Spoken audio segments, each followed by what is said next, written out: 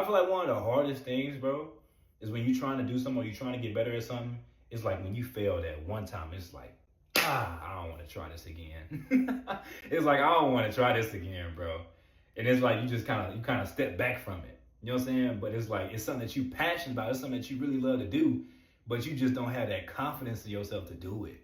You know, and that's something that's really like a huge thing. I know for me. You know what I'm saying? Because it's things I was passionate about. It's things that I tried. It's things that I did. And when I didn't get the outcome or the results that I thought I was going to get, man, I felt bad. You know what I'm saying? I wanted to quit. And sometimes I took breaks, you know what I'm saying?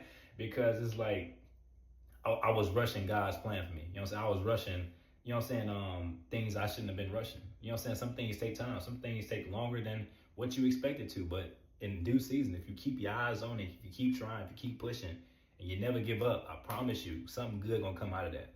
Something good gonna come out of it.